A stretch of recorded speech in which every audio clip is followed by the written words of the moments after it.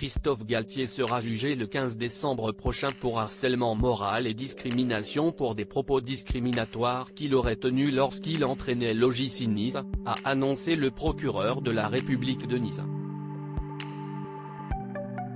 Nouveau rebondissement dans l'affaire Galtier.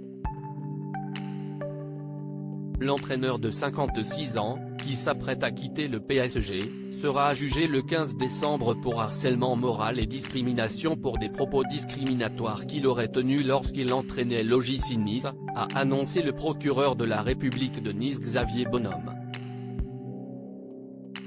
Il a également indiqué que lui et son fils John Valovic Galtier étaient en garde à vue depuis 8h45 du matin. L'entraîneur a contesté les infractions susceptibles de lui être reprochées, tandis que son fils a été laissé libre à l'issue de ses auditions, selon le procureur.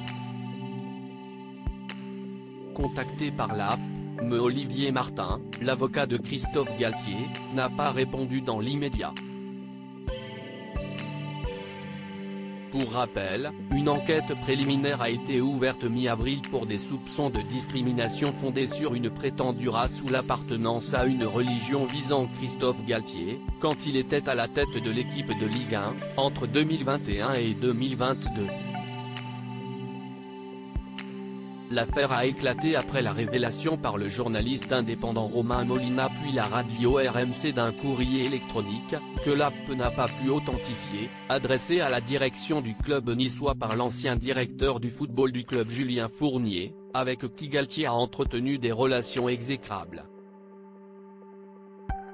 Dans ce courrier électronique, Fournier rapportait ses propos attribués à l'entraîneur sortant du PSG, plus il m'a alors répondu que je devais tenir compte de la réalité de la ville et qu'un est fait, on ne pouvait pas avoir autant de noirs et de musulmans dans l'équipe plus il m'a fait état de sa volonté de changer en profondeur l'équipe en précisant aussi qu'il voulait limiter au maximum le nombre de joueurs musulmans plus.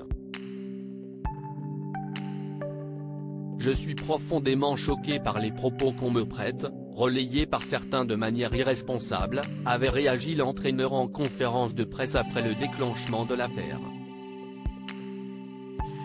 Il avait déposé plainte le 21 avril pour menaces de mort et diffamation contre Julien Fournier et deux journalistes, avait indiqué Olivier Martin. Julien Fournier avait indiqué le 22 mai à l'AFP avoir été entendu. Plusieurs joueurs et dirigeants niçois comme le président du club Jean-Pierre River, ainsi que l'ex-entraîneur Didier Digard ont également été interrogés par les enquêteurs. Le procureur de la République de Nice a précisé vendredi matin qu'il en dirait plus par communiqué de presse en fin de journée.